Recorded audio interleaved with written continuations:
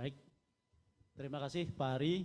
Selamat siang Bapak Ibu semua. Assalamualaikum warahmatullahi wabarakatuh. Baik, saya akan memberikan presentasi tentang biosolar B35, sifat-sifat dan tantangannya sesuai dengan permintaan panitia.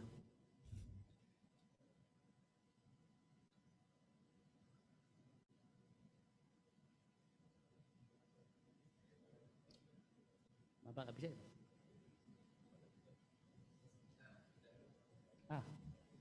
Oke. Baik. Mungkin saya ambil saja mic-nya biar lebih leluasa. Ya. Jadi kita tahu bahwa apa yang sekarang diprogramkan oleh pemerintah adalah penggunaan B35, di mana biosolar atau B35 tadi itu adalah campuran antara solar. Solar ini bukan solar matahari, tapi solar sebagai merek dagang dari minyak diesel, ya, atau yang sering juga disebut sebagai B0, dengan biodiesel. Biodiesel ini kadang disebut B100, kadang disebut sebagai FAMI. Ya, jadi ada beberapa nama untuk biodiesel ini. B35 tentu adalah campuran antara 65% solar dengan 35% biodiesel berbasis volume. Jadi bukan berbasis massa tapi berbasis volume. Mulai tahun 2005 itu sudah diimplementasikan penggunaan biosolar B2,5 atau 2,5% FAME dan 97,5% solar.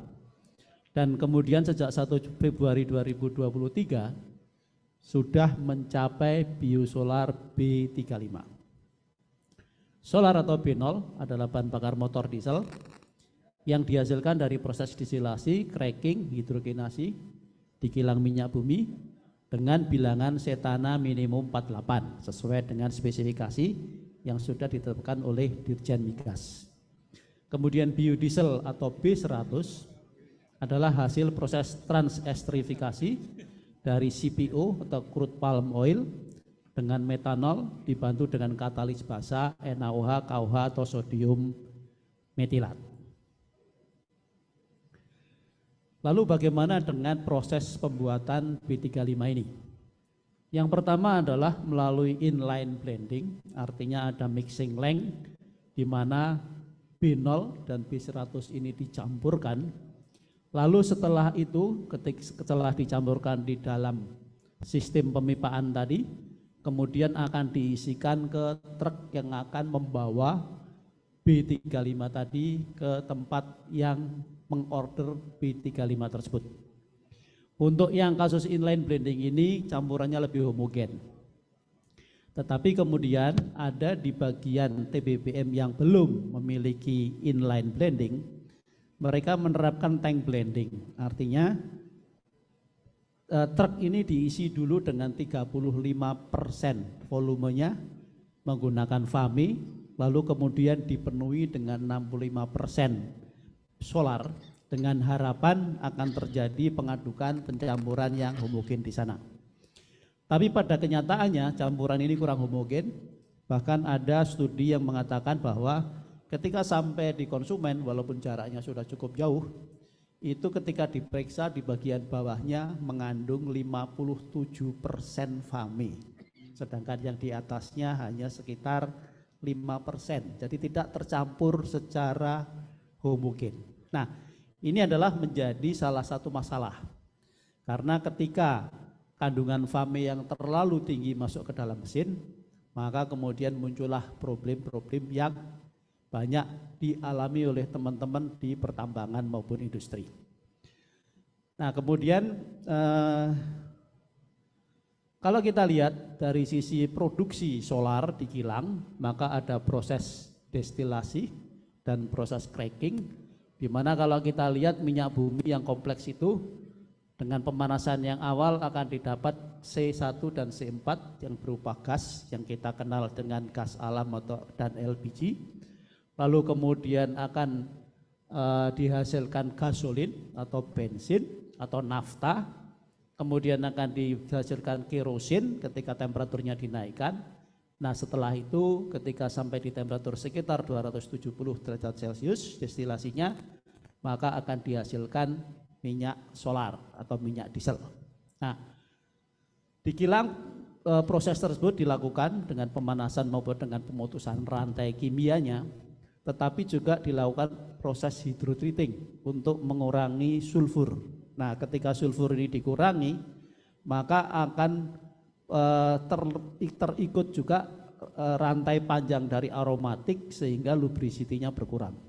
Nah, sulfur itu harus dikurangi, kenapa? Karena sulfur ini akan memperpendek usia pakai catalytic converter. Karena itulah Bapak Ibu yang membeli kendaraan diesel buatan tahun 2022 sampai ke sini, itu dihimbau untuk tidak menggunakan solar yang kadar sulfurnya lebih dari 50 ppm. Kenapa? Karena catalytic converternya akan rusak atau berumur pendek, sehingga emisi NOx, Hc dan CO-nya meningkat melebihi batas ambang Euro 4.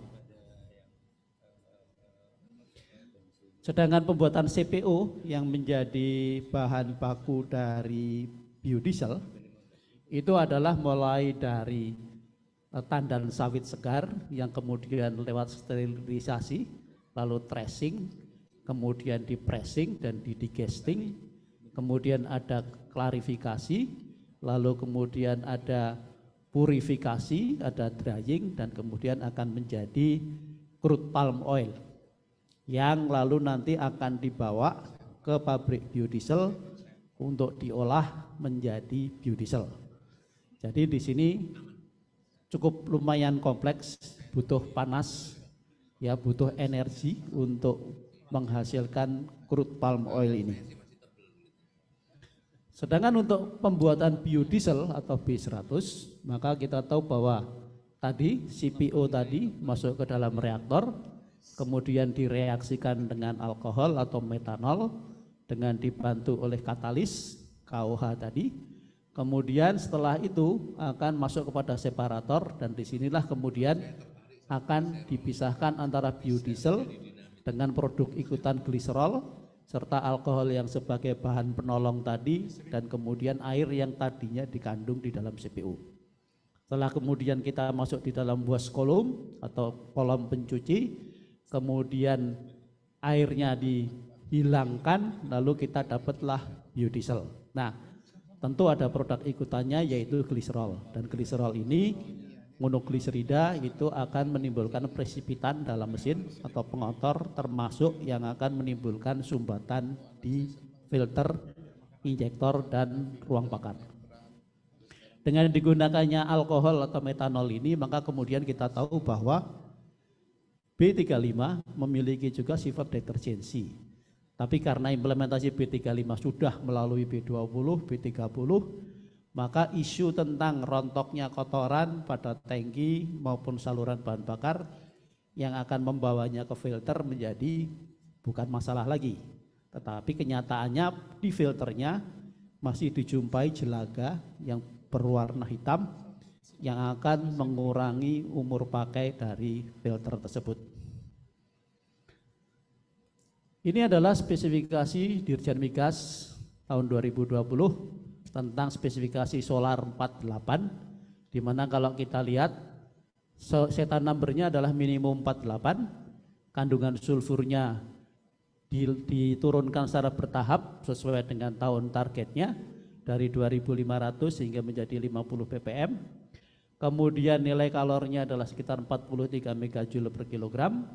Densitasnya sekitar 815 sampai 870 kg per meter kubik, dan kemudian viskositasnya antara 2 sampai 4,5 mm² per second, serta monodiglyceridolnya tidak ada. Itu untuk B0-nya.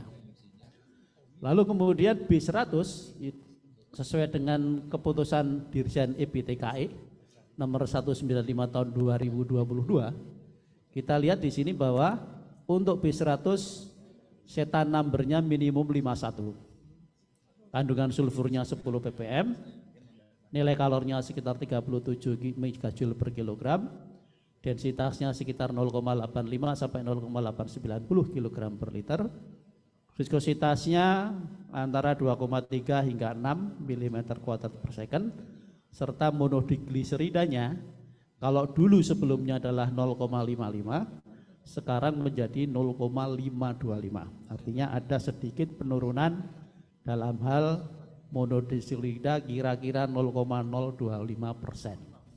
Nah, kemudian ketika dicampurkan dengan biosolar tadi dengan prosentase volumetrik 35% dari B100-nya, maka kita dapat spesifikasi Dirjen Migas tahun 185 nomor 185 2022 dengan SETA number 49. Jadi ada sedikit kenaikan 1 poin.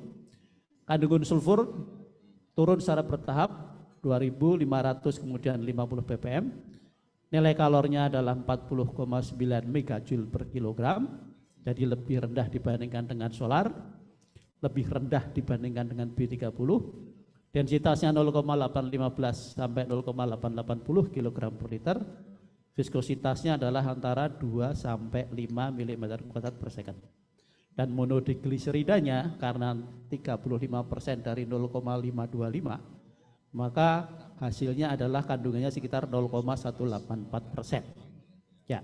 Nah, dari semua sifat-sifat fisika kimia ini, kalau kemudian kita rangkum dan kita bandingkan, maka kita akan dapat tabel kira-kira seperti di atas ini. Jadi bilangan setananya adalah 2,2% lebih tinggi dibandingkan dengan B0, tetapi dibandingkan dengan B30 di tahun 2022 itu adalah ada kenaikan sekitar 0,3%. Jadi kita tahu bahwa angka setana ini adalah angka responsivitas bahan bakar diesel terhadap pembakaran, maka ada kenaikan sedikit dalam hal pembakaran menjadi lebih baik, tapi persentasenya kecil. Kemudian kadar sulfur dari dibandingkan dengan B0 maka akan turun sekitar 34,8%, dan dibandingkan dengan B30 dia akan turun sekitar 7,1%. Artinya di sini kalau digunakan pada mobil yang sudah menggunakan atau alat berat sudah menggunakan catalytic converter, maka usia pakai catalytic converternya akan sedikit jadi lebih panjang. Nilai kalornya akan turun sekitar 4,9 atau 5% dibandingkan dengan B0, dan dibandingkan dengan B30 itu berkurang sekitar 0,7%. Jadi artinya dalam penggunaannya nanti maka B35 ini akan menjadi lebih boros dibandingkan dengan B30 di tahun 2022 maupun dibandingkan dengan B0. Jadi rekan-rekan dari pertambangan mohon mengantisipasi hal ini atau memikirkan hal ini, karena nanti pembelian bahan bakar Bapak dan Ibu semua akan meningkat. Densitas naik sekitar 1,1% dibandingkan dengan B0 atau 0,2% dibandingkan B30. Artinya energi density-nya meningkat, tetapi juga potensi depositnya meningkat. Viskositas naik 9,7%, ini cukup banyak dibandingkan B0 dan 1,3% dibanding B30. Artinya ketika pengkabutan di injektor maka besar kabutnya akan meningkat, sehingga dengan waktu pembakaran yang sama karena setting mesinnya akan tetap, maka ada kemungkinan tidak semua bahan bakarnya terbakar, dan itu bisa terlarut ke dalam pelumas melalui mekanisme blow-by. Ya. Kemudian dan tentu ada potensi emisi HC-nya naik. Kemudian monodigliserida meningkat 11,4% dibandingkan dengan B30. Artinya ada kemungkinan Bapak Ibu ganti filternya menjadi lebih cepat lagi dibandingkan ketika B30. Ya. Nah, jadi tampaknya ada positifnya, ada negatifnya. Yang negatif mari kita antisipasi. Ini adalah masalah yang kemungkinan bisa muncul dalam implementasi pada alat berat. Pertama adalah karena kualitas B0-nya. Kita tahu bahwa di kilang juga produksi B0 ini fluktuatif, karena itu rentangnya di dalam cap Dirjen Migas juga ada minimum maksimum. Kemudian kualitas B100-nya sendiri juga begitu. Ya, tentu tidak fix, akan ada dalam rentang tertentu, Dan kemudian yang lainnya adalah proses pencampuran. Tidak semuanya pula inline blending di TBBM. Dan kita tahu bahwa di TBBM itu B0 dan B100 disimpan dalam tangki yang terpisah dan baru akan dicampurkan ketika akan dikirim. Ya. Nah, proses pencampuran ini terutama yang tank blending itu akan membuat produk B35-nya menjadi kurang homogen. Lalu penyimpanan. Jadi teman-teman yang mengoperasikan alat berat di lapangan yang kemudian harus menyimpan bahan bakar dalam jumlah cukup, kadang tersimpan cukup lama, maka akan ada masalah separasi atau kenaikan kadar air, di mana dari penelitian Lemigas dinyatakan bahwa terjadi kenaikan kadar air sekitar 1 ppm per hari. 1 ppm kalau tangki penyimpannya jutaan liter ya menjadi banyak juga. Ya. Nah, apa yang mungkin muncul dari keempat masalah di atas? Pertama adalah filter tersumbat. Kemudian filter tersumbat tentu akan menyebabkan suplai bahan bakar berkurang sehingga dayanya turun. Kemudian bahan bakar boros karena nilai kalornya sekarang turun sekitar 4,9% dibanding solar. Kemudian injektor tersumbat karena monogliseridnya lebih banyak walaupun ketahanan oksidasinya sudah diperbaiki. Kemudian ruang bakar banyak bergerak. Tentu kalau di mesin diesel ini bukan isu karena kenaikan kompresi justru akan meningkatkan memperbaiki pembakaran. Kemudian ruang bakar berkarat karena kadar airnya yang meningkat yang menurut penelitian Lemigas tadi sekitar 1 ppm per hari. Dan tentu kondisi-kondisi ini akan sangat merugikan pada mesin yang menggunakan teknologi common rail. Karena meshing filternya lebih ketat, lubang injektornya lebih kecil, tekanan operasi lebih tinggi. Nah, jadi berdasarkan pada mesin diesel di alat berat kira-kira adalah seperti ini. Sifat higroskopis dari B100 itu akan menyebabkan peningkatan kadar air 1,05 ppm per hari. Akan terbentuk emulsi atau campuran dari air dengan bahan bakar, di mana pada emulsi itu akan muncul biologi growth seperti bakteri, jamur, dan sebagainya. Nah, tentu itu akan membuat sumbatan pada filter. Selain itu, kadar air yang meningkat tadi itu akan menyebabkan ruang bakarnya berkarat. Kemudian sifat ketahanan oksidasi B100 dan monodiglycerida itu akan menyebabkan oksidasi pada filter karena listrik statik sehingga filter tersumbat dan daya berkurang. Demikian juga karena oksidasi bahan bakar sisa di injektor ketika mesin dimatikan, maka akan ada muncul deposit pada injektor sehingga dayanya akan berkurang. Selain itu, sifat ketahanan oksidasi dan monodiglycerida tadi itu akan membentuk deposit pada ruang bakar. Sedangkan nilai kalor B100 yang lebih rendah, maka akan membuat bahan bakar menjadi lebih boros ketika campurannya menggunakan 35% B100.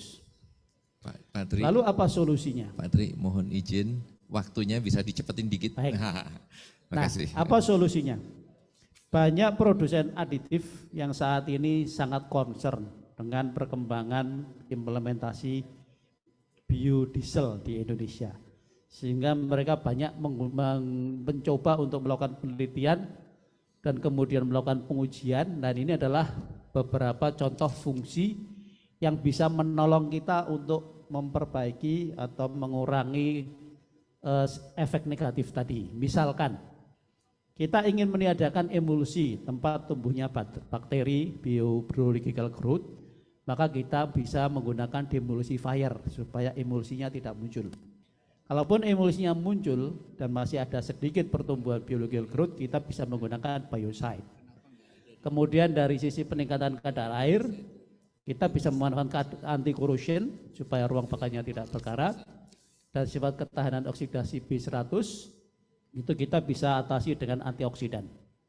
Sedangkan filter blocking tadi kita bisa atasi dengan dispersan yang akan menghancurkan kotoran menjadi lebih kecil sehingga sekaligus memperbaiki kejernihan dari bahan bakar, dan deterjen yang akan membantu menjaga kebersihan dari filternya. Demikian juga untuk oksidasi bahan bakar di injektor, itu bisa dicegah dengan dispersan, deterjen, dan antioksidan. Demikian juga deposit pada ruang bakar, sedangkan untuk nilai kalori yang lebih rendah, yang akan membuat bahan bakar boros, mungkin bisa diatasi dengan setan improver.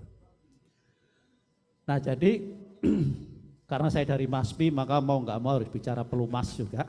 Monggo Bapak, ini Apa yang penting. terjadi dengan pelumas kita? Setan number meningkat sedikit, artinya tekanan pembakaran akan meningkat. Jadi blow by-nya naik. Tapi ketika blow by-nya naik tadi, ada pengaruh dari viskositas yang meningkat, sehingga droplet dari butir injeksinya membesar. Akibatnya ada sisa bahan bakar yang tidak terbakar, dan itu akan masuk ke dalam pelumas mengikuti mekanisme blow by. Sementara sisa bahan bakar yang tidak terbakar tadi juga ada kandungan airnya dan ada sulfur yang berkurang. Tetapi juga kita tahu bahwa viskositas meningkat ini memperbaiki pelumasan atau lubricity. Jadi sisa BBM-nya masuk ke dalam pelumas itu akan membuat justru penurunan TBL-nya melambat karena kadar sulfurnya berkurang. Viskositas pelumasnya berkurang karena kita tahu bahan bakar itu lebih encer dibandingkan oli. Sifat kelumasannya membaik karena itu adalah sifat dari fame yang licin. Stabilitas oksidasinya berkurang karena adanya fame yang terikut masuk, dan ketahanan foamingnya berkurang. Nah tetapi anehnya bahwa wear metalnya itu normal. Walaupun oksidasi meningkat dan TBE-nya tetap stabil ketika viskositasnya turun. Jadi kemungkinan di sini ada B100 yang terlalu dalam pelumas sehingga sifat yang licin memperbaiki pelumasan. Jadi walaupun angka oksidasinya itu melewati batas tertentu, viskositasnya turun, tetapi kenyataannya wear metalnya normal saja. Baik, jadi secara umum bisa disimpulkan bahwa B35 adalah program pemerintah yang memberikan dampak positif sangat besar seperti yang sudah dijelaskan Pak Edi Wibowo tadi, sehingga itu tentu perlu untuk mendukung. Permasalahan dalam implementasi B35 muncul akibat kualitas B0, B100 yang kadang tidak sesuai dengan spesifikasi, pencamuran yang kurang homogen, penyimpanan yang terlalu lama, sifat higroskopis B100 dan adanya monodikselit dalam B100, serta nilai kalori B100 yang lebih rendah. Aditif dapat dipergunakan sebagai solusi untuk mengatasi masalah B35. Meski ada B100 yang tercampur dalam pelumas, tetapi karena sifat licinnya menjadikan fungsi pelumas tetap berjalan normal. Demikian presentasi yang saya bawakan, saya kembalikan waktunya ke Pak Hari sebagai moderator. Kita berikan aplaus sekali lagi buat Pak Trius ya, yang materinya luar biasa, mulai dari sifat kimia, dari fame yang memang famous ya. Fame itu famous ya Pak ya, terkenal ya, nah, itu memang terkenal memang. Benar ya Pak Direktur nih, Pak Edi ini luar biasa.